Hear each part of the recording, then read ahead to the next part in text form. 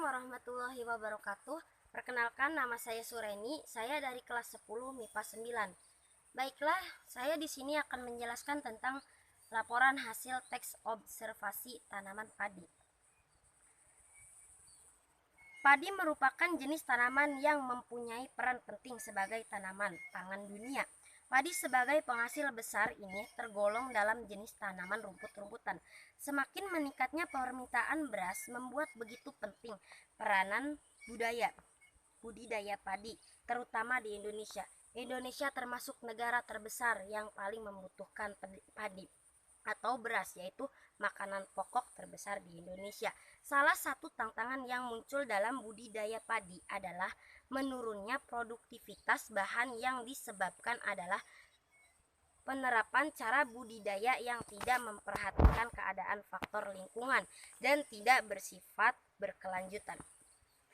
Nah, penggunaan lahan secara terus-menerus bisa menjadikan penurunan fungsi bahan dalam penyediaan berbagai unsur hara yang dibutuhkan tanaman. Terdapat berbagai cara untuk meningkatkan produktivitas lahan, namun penerapan budidaya yang baik dan benar menjadi syarat pokok dalam meningkatkan produktivitas tanaman, terutama tanaman padi. Kualitas benih merupakan kunci kebesaran daun budidaya pada benih yang berkualitas mampu beradaptasi, memiliki pertumbuhan yang cepat serta seragam, tumbuh lebih cepat dan tinggi nilainya produktivitasnya. Pemilihan lebih cepat dan tinggi nilai produksinya. Pemilihan benih berkualitas dapat dilakukan dengan mudah, yaitu dengan merendam benih dalam larutan garam dengan menggunakan indikator larutan telur di dasar air dan memasukkan garam hingga telur terangkat dan di permukaan. Selanjutnya, telur diambil dan masukkan benih padi.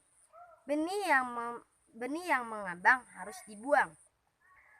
Persamaian benih bisa dilakukan 25 hari sebelum masa tanam. Tempat untuk persemian diusahakan sama atau tidak terlalu jauh dari lahan untuk menjaga kesegaran waktu proses pembenihan. Yang paling perlu diperhatikan adalah drainase harus baik agar benih tidak kelebihan air. Nah, panen bisa dilakukan ketika benih-benih ini sudah menguning, biasanya 3-35 hari setelah benih atau padi berbunga. Cara panen dapat dilakukan dengan cara manual, menggunakan sabit dengan memotong pangkal batang, atau dengan mesin kelapa horticultur untuk menghemat waktu. Panen dilakukan secara serentak dalam satu lahan untuk mengurangi risiko diserang hama. Terima kasih, mungkin hanya itu saja yang dapat saya sampaikan. Kurang lebihnya mohon maaf. Wassalamualaikum warahmatullahi wabarakatuh.